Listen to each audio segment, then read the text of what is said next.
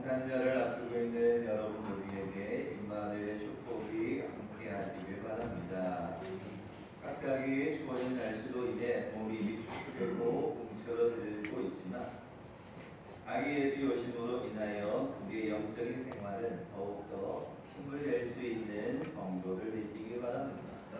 아기 예수가 이 땅에 오심으로 지극히 높은 곳에서는 하나님께 영광이요 땅에서는 기뻐하심을 하나님이 기뻐하신 사람들 중에 평화로다 이야기합니다. 이 산자들의 노래 소리처럼 오늘 이곳에 예배드리는 여러분 모두에게도 하나님이 주시는 영광이 평화가 가득한 성탄을 준비하는 주의 성도들 되시기를 바랍니다. 오늘 말씀의 제목은 성탄절의 질문이라는 제목을 좀 붙여보았습니다. 질문이라는 건 궁금하니까 물어보는 겁니다. 요즘 선거가 다가오다 보니까 여러 사람들에게 출마하십니까? 어느 지역으로 나오십니까? 이런저런 이야기들을 합니다. 그래서 어떤 이는 질문하면 대답을 하는 사람이 있고 또 어떤 이는 그 질문에 그저 아무 말도 아니하는 사람들이 있습니다. 뉴스를 보게 되었으면 법원이나 검찰청에 우리나라의 모든 기자들이 모여서 그 출입하는 사람에게 질문을 하면 그때 여러 마이크나 사람들을 보게 되었으면 수많은 질문들을 하게 되고 기자들은 수도 없이 질문을 내뱉지만 아무도 대답하지 않는 그런 모습들을 봅니다. 질문한다는 건 어쨌든 궁금하기 때문입니다. 그렇듯이 성탄절이 오면 궁금한 것이 참 많습니다. 어떤 이는 산타 할아버지는 언제 선물을 주는가 어린아이가 질문하기도 합니다. 동정녀의 탄생은 무엇인가? 예수님은 언제 오시는가? 여러 가지 의미 있는 질문을 하기도 합니다. 성탄절에 관하여 궁금한 사실을 우리가 아무리 많은 의심을 가지고 있다 하여도 이 성탄절에 관한 질문은 예수를 만나기만 하면 질문의 답은 다 됩니다. 그런데 이제 우리의 생각에 여러 가지 이 인간의 지식으로 판단해 볼 적에 궁금하니까 질문을 하는 거죠. 오늘 초대교회 때는요, 많은 이단들이 어떤 이유로 이단들이 됐는가 하면 동정녀의 탄생을 이해를 못하니까 말도 안 되는 일이다 해서 이단들이 많이 생겨나기 시작했습니다. 하나님이 인간의 몸으로 이 땅에 오시는 사건은 신비한 사건입니다. 그러다 보니까 하나님이 인간이 되었다. 신이 인간의 몸을 입고 왔다. 말도 되지 않는 일이다. 그게 왜 말이 안 되냐? 그러니까 이런 일들로 인하여서 믿으려 하는 사람, 믿지 않는 사람, 의심하는 사람들이 많았던 겁니다. 그러다 보니 이 여러 가지 성탄절에 궁금한 것들이 있어서 질문을 합니다. 그 질문을 통하여서 답을 얻게 되어지고 그 답을 통해서 뭔가 신앙의 의미를 찾으려 합니다. 오늘은 세 사람의 질문을 통해서 성탄절의 의미를 좀 살펴볼 텐데요. 첫 번째는 마리아의 질문입니다. 누가복음 1장에 가브리엘 천사가 나타나서 마리아에게 너는 아이를 잉태할 것이요 그 잉태된 아이는 예수가 될 것이요 구원자가 될 것이요 하나님의 아들이 될 것이다 라고 마리아에게 천사가 들려주게 됩니다. 그러니까 천사의 이야기를 들은 마리아가 천사에게 이렇게 질문을 합니다. 누가복음 1장 34절에 이르기를 마리아가 천사에게 말하되 나는 남자를 알지 못하니 어찌 이 일이 있으리까? 라고 질문을 합니다. 맞죠? 아직 결혼을 안 했습니다. 아직 남자와 동침한 적이 없습니다. 그 질문이 나는 남자를 알지 못하는데 동침한 적이 없는데 아직 결혼을 한 일이 없는데 어찌 아이를 낳을 수 있습니까? 라고 질문을 했던 겁니다. 마리아는 아직 결혼하지 않은 처녀였습니다. 오늘날 시대야 병원에 가서 여러 가지 의학적인 방법으로 인해 인공수정을 통해 과학적인 방법으로 뭔가 할 수 있겠지만 옛날에는 그렇지 못했습니다. 예수님 태어날 그 당시의 풍습으로 처녀가 아이를 낳는다고 하면 모두가 다 부정한 여인으로 생각했습니다. 그래서 이 결혼도 하지 아니한 여인이 아이를 낳는다고 하면 부정한 여인으로 생각해서 결혼을 약속한 사람이 있다면 그 결혼 자체가 깨어지게 됩니다. 그래서 이 요셉도 마리아를 어떻게 합니까? 우리가 익히 알듯이 가만히 끊고자 하여 이렇게 성경은 이야기합니다. 요셉이 지혜로운 사람이니까 이 마리아가 임신을 했다고 아이고 내가 결혼도 안 했는데 같이 잠을 잔 적도 없는데 마리아가 임신을 했다고 떠벌리고 다니면서 막 그렇게 하는 게 아니라 요셉이 지혜로운 사람인지라 가만히 끊고자 있다는 겁니다. 그건 그때 당시에 풍습이 그렇다는 겁니다.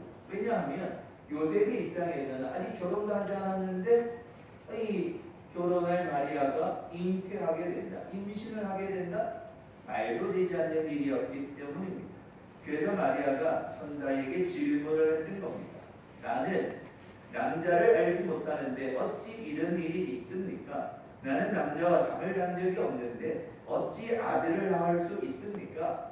더욱 쉽게 말하면 말도 안 되는 소리입니다 라고 질문을 한 거였습니다. 근데 그 질문의 의도는 만약에 내가 결혼도 안 했는데 임신을 했다. 그럼 우리 집안이 어떻게 되게 됩니까? 아니 요즘 세상에 결혼도 안 한 여인이 처녀가 아기를 가졌다. 그 소문이 퍼지면 우리 집안 꼴이 어떻게 되겠습니까? 나는 또 어떻게 되겠습니까? 앞으로 결혼도 못하고 앞으로 일어날 일이 뻔한데 이게 보통 일이 아니지 않습니까? 손가락질 받을 것이 뻔할 것이요 부정한 여인이라고 사람들의 입방아에 오르락내리락 할 텐데 이게 말도 안 되는 일이 내게 일어나는 일이 되겠습니까? 라고 마리아가 천사에게 질문을 했던 겁니다. 그러니까 이런 질문을 받은 천사가 이 마리아에게 대답합니다. 누가복음 1장 35절에 천사가 대답하여 이르되 성령이 내게 임하시고 지극히 높으신 이의 능력이 너를 덮으시리니 이러므로 나실 바 거룩한 이는 하나님의 아들이라 일컬어지리라. 천사가 대답합니다. 이 천사의 대답은 하나님이 함께 하시면 성령이 함께 하시면 남자 없이도 아들을 낳을 수 있다라고 이야기를 하는 겁니다. 천사가 대답하여 이르되 성령이 내게 임하시면 지극히 높으신 하나님의 능력이 너를 덮으면 나실 바 거룩한 이는 하나님의 아들이 된다는 겁니다. 하나님이 함께 하시면 성령이 임하면 아들을 낳을 수 있다라고 이 천사가 대답을 합니다. 마리아는 남자 없이 하나님의 아들을 낳은 최초이자 마지막의 사람이 되는 겁니다. 오늘 야신 예배 드리는 여러분, 성령으로 잉태되어 이 땅에 구원자로 오시는 예수님은 이 동정녀 탄생은 신비한 사건을 만들거나 신화적인 요소를 만들기 위해서 만들어진 사건이 아닙니다. 그러니까 예수님의 탄생이 좀 신비하다. 이 동정녀에게 태어났다. 결혼도 안 한 처녀의 몸을 통해 예수가 태어났다. 신비한 일이다. 신기한 일이다. 이거 참 특별한 일이다. 이런 어떤 신화적인 이야기거리를 만들기 위해서 동정녀로 탄생한 것은 아닙니다. 인간은 죄를 가지고 태어납니다. 인간의 혈통, 아담과 하와 이후로 인간이 태어나면 원죄, 죄를 가지고 태어납니다. 근데 예수께서는 동정녀로 탄생함으로 인하여서 인간의 후손으로 태어난 것이 아니라 하나님의 성령으로 태어났기에 죄 없이 태어난 유일한 사람이 예수라는 겁니다. 그러니까 아담과 하와 이후로 사람은 태어나면 원죄를 가지고 있습니다. 그러니까 죄 가운데 죄를 가진 자로 태어나는 것입니다. 그런데 죄 없이 태어난 사람이 누군가? 예수라는 겁니다. 그래서 인간의 몸으로 오긴 오셨지만 유일하게 죄가 없는 사람이 예수요. 그래서 죄가 없는 유일한 예수가 인간의 죄를 짊어지고 가는 겁니다. 죄 있는 사람이 죄를 짊어지는 게 아니라 죄 없는 사람이 죄를 짊어지고 십자가를 지기 위해 죄 없는 사람으로 유일하게 태어나신 분이 바로 예수다라는 겁니다. 그래서 동정녀의 탄생은 어떤 신비한 사건을 알려주는 게 아니라 하나님의 큰 계획 속에 인간을 구원하고 죄 가운데 있는 인간을 구원하고자 죄 없는 유일한 한 사람 예수가 동정녀의 몸을 통해 태어나게 되었다는 겁니다. 그게 사실 이 마리아가 질문한 건 아니 내가 결혼도 안 하고 남자랑 잠을 잔 적이 없는데 어찌 아들을 낳습니까? 라는 이 질문은 어쩌면 당연한 기본적인 질문이었지만 그러나 그 질문 속에는 예수의 탄생이 동정녀의 몸을 입고 탄생하는 그 이야기에 하나님의 참뜻이 담겨져 있다는 겁니다. 하나님이 함께 하시면 성령이 함께 하시면 남자를 알지 못하는 처녀를 통하여 아이가 탄생할 수 있고 그렇게 하신 이유는 죄 가운데 있는 인간을 책임질 죄 없는 예수를 보내기 위해서입니다. 성탄절을 앞두고 있는 오늘 이 아침 성령으로 인하여 동정녀의 몸을 통하여 아기 예수가 오신 이 사건은 의심이 아니라 믿음으로 바뀌어져야 합니다. 그렇기에 오늘 마리아의 질문을 통해 우리가 마음에 담아야 하는 건 내가 결혼도 안 했는데 어떻게 아이가 태어납니까? 의심으로 시작했다가 천자가 들려주는 이야기를 듣고 마리아는 믿었습니다. 그리고는 그 누가복음의 말씀대로 이루어지기를 원한다라고 마리아가 순종합니다. 그렇듯이 오늘 성탄을 앞두고 있는 우리 또한 성탄절, 동정녀의 탄생, 의심하거나 처녀가 어떻게 아이를 낳을 수 있을까 의심하는 것이 아니라 그 의심이 오늘 마리아의 질문을 통해서 믿음의 확신으로 바뀌어져서 성탄을 기다리는 우리는 믿음의 확신을 가지고 기다리는 주의 백성이 되어야 한다. 그래서 오늘 이 아침 구원자로 오시는 아기 예수를 믿음 가운데 기쁨으로 기다리고 믿음의 확신을 가지고 찬송할 수 있는 여러분들이 다 되시기를 바랍니다. 두 번째 질문한 사람들은 오늘 본문에 등장하는 동방 박사들입니다. 마태복음 2장 1절 2절에 헤롯 왕 때에 예수께서 유대 베들레헴에서 나심에 동방으로부터 박사들이 예루살렘에 이르러 말하되 2절 유대인의 왕으로 나신 이가 어디 계시냐라고 질문을 합니다. 유대인의 왕으로 나신 이가 어디 있습니까? 질문을 합니다. 왜 그런 질문을 하는가 하면 유대인의 왕 아기 예수를 찾기 위해서입니다. 저 먼 곳에서부터 별을 연구하다가 이상한 별을 보고 찾아왔는데 이 예루살렘에 가까이 오니까 갑자기 그 별이 사라졌습니다. 아니 별 보고 쫓아왔는데 별이 사라져 버렸으니 어떻게 합니까? 그래서 이 박사들이 헤롯의 궁궐에 가서 물었던 이유는 이 별을 연구하면서 분명히 유대인의 왕이 태어날 거니까 왕이 태어나려면 적어도 왕궁에서 태어날 거다라고 생각한 겁니다. 물론 그 박사들이 일반적인 생각이겠죠. 유대인의 왕이 태어날 거다 보고 별을 보고 왔는데 별이 사라졌습니다. 아니 어디 가서 물어야 됩니까? 왕으로 태어난다고 했으니까 적어도 궁궐에 가서 물어보자 라고 생각해서 헤롯이 왕으로 있는 궁궐에 가서 물었던 겁니다. 유대인의 왕으로 나신 이가 어디 계시냐라고 물었습니다. 그랬더니 헤롯 왕이 이 동방의 박사들의 질문을 듣고 서기관들에게 또 물었습니다. 그랬더니 그들이 5절에 미가서에 예언되어진 대로 베들레헴입니다 라고 이야기를 하자 이 동방의 박사들은 베들레헴으로 옮겨가게 됩니다. 궁궐을 나와서 베들레헴으로 가던 중에 그 별이 같이 나타나서 아기 예수께로 인도하게 됩니다. 예수님은 어디 계시냐? 유대인의 왕으로 나신 이가 어디 계시냐? 이 박사들이 질문을 합니다. 그러니까 2000년 전에는 베들레헴이다 라고 대답할 수 있었습니다. 자, 그런데 오늘 이 질문은 또 우리가 좀 생각해 보아야 합니다. 박사들이 2000년 전에는 유대인의 왕으로 나신 이가 어디 계시냐? 왕이 어디 있습니까? 어디에서 태어납니까? 그 질문에 대한 대답은 베들레헴입니다 라고 하는 게 맞을 겁니다. 그러나 오늘 2023년 성탄을 앞둔 여러분들에게 제가 질문을 한다면 나의 왕, 나의 예수가, 나의 구주 예수가 어디에 계십니까? 라고 질문한다면 오늘 우리의 대답은 내 안에 계십니다 라는 대답이 있어야 한다는 겁니다. 오늘 성탄을 앞두고 베들레헴에서 아기 예수가 태어난 건 우리가 다 알고 있습니다. 박사들이 예수가 유대인의 왕이 어디 있느냐? 베들레헴이다. 베들레헴으로 갑니다. 가서 보배함을 열어서 그가 경배합니다. 자, 그건 2000년 전의 이야기라면 오늘 2023년 성탄을 맞이하는 오늘 이 아침 아기 예수가 유대인의 왕으로 오신 이가 어디 계십니까? 어디에 있습니까? 라는 그 질문에 오늘 우리는 대답해야 됩니다. 내 안에 함께 하십니다.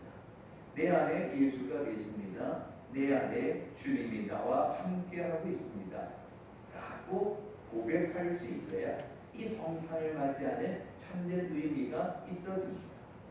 그렇지 아니하고 그저 이 성탄에 예수가 어디 있습니까? 어디에 계십니까? 베들레헴에 있지. 그건 2000년 전에 박사들의 질문에 대답한 거고 오늘 이 아침 우리는 성탄을 기다리는 우리의 고백은 예수가 어디 계십니까? 라는 질문에 내 안에 살아계십니다 라는 믿음의 고백이 있어야 합니다. 그 믿음의 고백을 가지고 성탄을 맞이할 때 구주의 영광이 내게 차게 되는 겁니다. 그렇지 않고 아이고 태어나기 당연히 베들레헴 마구간에 태어났으니 예수가 어디 있습니까? 마구간에 있겠죠. 예수가 어디 있습니까? 예수 저 하늘나라 하나님 보좌 우편에 있겠지요. 그건 누구든지 알고 있는 정답입니다. 그러나 오늘 우리가 성탄을 맞이할 때마다 조금 더 깊이 묵상하셔서 우리의 구원자 유대인의 왕이 어디 있습니까? 라는 질문에 성탄을 앞두고 있는 우리는 내 안에 예수가 계십니다. 이 고백이 우리의 믿음의 고백이 되어야 합니다. 오늘 성탄을 앞두고 있는 여러분, 예수가 어디 계십니까? 내 안에 계십니다. 이 고백을 가지고 성탄을 기다리는 축복의 성도들이 되시기를 바랍니다. 또 한 가지 질문은요, 헤롯입니다. 이제 이 헤롯이요, 오늘 본문 7절 8절에 헤롯이 가만히 박사를 불러 별이 나타난 데를 자세히 묻고 베들레헴으로 보내매 이르되 가서 아기에 대하여 자세히 알아보고 찾거든 내게 고하여 나도 가서 그에게 경배하게 하라. 이제 베들레헴이라고 그러니까 이 박사들이 서둘러 베들레헴으로 갑니다. 그럴 때 헤롯 왕이 가서 아기 예수가 베들레헴 어디에서 태어났는지 몇 번지에 누구네 집에서 태어났는지 알아보고 내게 알려주라. 그럼 나도 가서 경배하겠다. 그러니까 요 구절만 보면 헤롯이 참 좋은 사람입니다. 유대인의 왕을 경배하러 간다 그러니까 얼마나 좋은 사람입니다. 그러나 이 7절과 8절의 질문의 의도 속에는 헤롯의 의미가 다른 질문의 불순한 의미가 담겨져 있습니다. 헤롯을 좀 살펴보아야 하는데요. 예수님 태어날 때 당시에 유대인의 왕은 헤롯입니다. 자, 그런데 이 헤롯은 유대인이 아니었습니다. 이스라엘 백성들이 다윗의 후손으로 오는 메시아 구원자를 기다리는 그 기다림이 헤롯 왕에게는 없었습니다. 자신이 왕이기 때문에 권세에 도전하는 사람들을 모두 죽이는 이 악한 자가 헤롯이었습니다. 헤롯은요 에서의 후손 에돔 사람입니다. 그러니 이스라엘 백성들 유대인들을 늘 무시하고 또 증오하고 있었습니다. 그러니까 에서가 이 에서의 후손이니까 이 에돔 사람들은 유대인들을 그런 데는 언젠가 갚아줄 거야. 언젠가는 유대인들을 갚아줘야 돼. 우리 조상들이 당한 거 다 갚아줘야지. 그러니까 이런 증오심이 늘 가득했기 때문에 이 헤롯은 유대인들이 기다리는 메시아에 관해서는 별 관심이 없었습니다. 뿐만 아니라 이 헤롯은 얼마나 악한 왕이었는지 이 자기의 왕의 권위에 도전하는 사람들은 모두가 죽였습니다. 역사적 자료에 의하면 그의 처남이 아리스토블루스가 이 헤롯의 권세에 도전한다라고 생각해서 여리고에 있는 수영장에서 익사를 시키게 됩니다. 이 헤롯은 자기의 아내가 자기를 독살하려 한다는 모함을 퍼뜨려서 아내를 죽이게 됩니다. 또한 장모가 이 대역죄로 거짓으로 몰아 죽이게 되고 또한 두 아들을 교수형에 처하는 것이 이 헤롯이었습니다. 헤롯은 이 처가 식구들이 자기가 왕이니까 왕의 권세를 힘입어서 뭔가 자기를 무너뜨리려라 한다고 생각해서 처나, 아내, 장모, 아이들까지 싹 다 죽이는 것이 헤롯의 아주 극악한 사람이었습니다. 자료에 의하면 얼마나 많은 사람들이 죽였는지 모릅니다. 왕의 권세를 유지하는 일에 자기의 권세에 도전하거나 왕의 권세를 빼앗으려 하는 사람이 있으면 싹 다 죽여버리는 사람이 이 헤롯이었습니다. 그래서 로마 황제는 이런 표현을 합니다. 헤롯의 아들이 되기보다는 헤롯의 돼지가 되는 것이 더 안전하다는 겁니다. 헤롯의 아들이 되면 언제 반역을 일으킬지 모르니까 아들을 다 죽인다는 겁니다. 그런데 헤롯의 돼지가 되면 돼지는 그냥 살려준다는 겁니다. 그러니 헤롯 왕의 아들이 되기보다는 돼지가 되는 게 더 안전하다라고 표현할 정도였다는 겁니다. 그래서 7절 8절에 겉으로는 나는 경배하러 가겠다라고 말하지만 속으로는 아니었습니다. 그래 가서 어디에서 어떤 모양으로 몇 번지에 누구네 집에 태어났는지 알려주기만 하면 내가 득달같이 달려가서 그 아기 예수를 죽여야겠다라는 생각으로 이 박사들에게 먼저 가서 경배하고 알려달라 이렇게 이야기합니다. 뿐만 아니라 오늘 재미있는 장면이 하나 있습니다. 박사들이 헤롯 왕에게 질문하는 2절에는 유대인의 왕으로 나신 이가 어디 계십니까? 박사들은 그렇게 말했습니다. 자, 그런데 4절을 보시면 이 헤롯 왕이 이 서기관이나 제사장들에게 어디서 메시아가 태어날 건가에 대해서 물어볼 적에 박사들은 유대인의 왕으로 나신 이가 어디 계시냐라고 질문했는데 4절에 헤롯은 그리스도가 어디서 나겠느냐라고 물었다는 겁니다. 왕이 어디서 계십니까? 어디서 날 것입니까? 박사들이 왕의 이름을 말했는데 이 헤롯은 그 왕이라는 자체가 싫었던 겁니다. 내가 왕인데 왕이 편하다. 왕이라는 단어조차도 싫어서 그리스도가 어디서 나겠느냐라고 사람들에게 물었다라는 겁니다. 유대인의 왕이 어디에 있느냐 똑같이 질문하는 것이 아니라 그 질문을 바꾸어 버렸다라는 겁니다. 그래서 하나님이 박사들에게 이 헤롯 왕의 그 숨겨진 뜻을 아니까 꿈속에서 야 집으로 바로 가라. 그래서 박사들은 이 고향으로 바로 갑니다. 이 박사들이 와야 되는데 안 오니까 이 헤롯이 이 견딜 수가 없어서 그때를 기준으로 해서 어린 아기들을 다 죽여라. 유아들을 학살하는 그 장면이 또 등장합니다. 얼마나 악랄한 사람인지 모릅니다. 유대인의 왕이 어디 있느냐라는 질문에 그리스도가 어디 있느냐라고 질문을 바꿔버린 사람, 그렇게 유아들을 어린 아기들을 죽였던 건 자기의 욕심이었기 때문입니다. 헤롯은 욕심으로 성탄을 맞이하게 됩니다.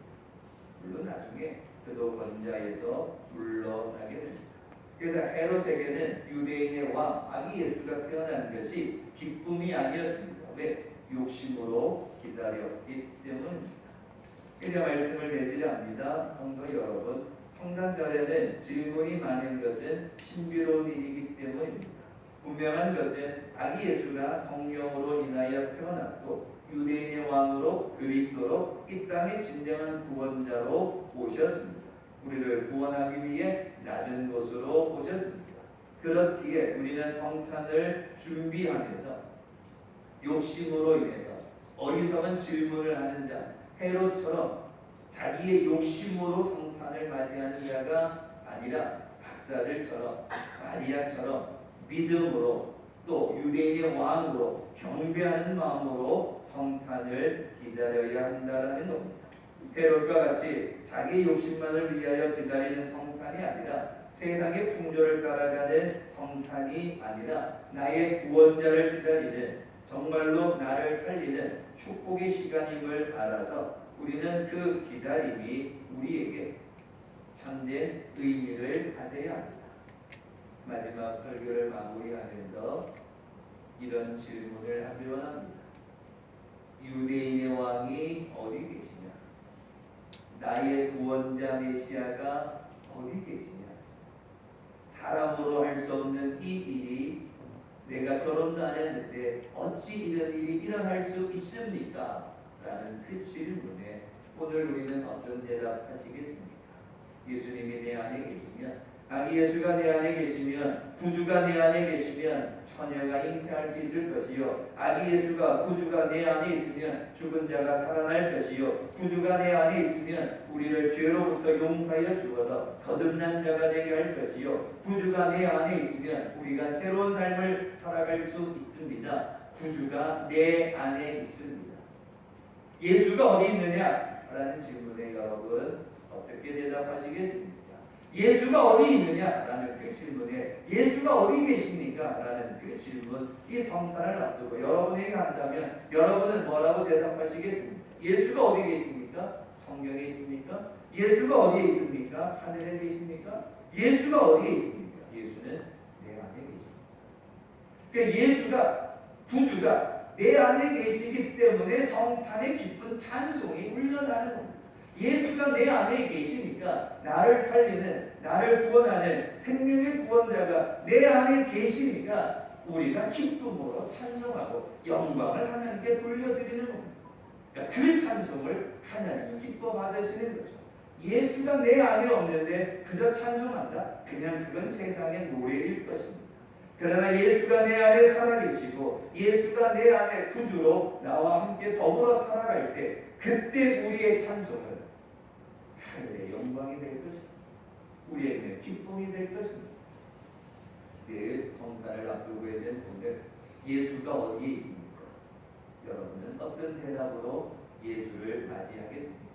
예수가 어디에 있습니까? 이 질문에 마리아는, 또 박사들은 제대로 답을 하였지만 헤롯은 자기의 욕심 때문에 제대로 답을 못합니다. 그렇다면 오늘 이 아침 저와 여러분은 어떤 대답을 하시겠습니까? 예수가 어디에 계십니까? 내 안에 계십니다. 이 정답을 가지고 아기 예수를 맞이할 수 있는 믿음의 성도들 되시길 주님의 이름으로 축원합니다. 기도하겠습니다.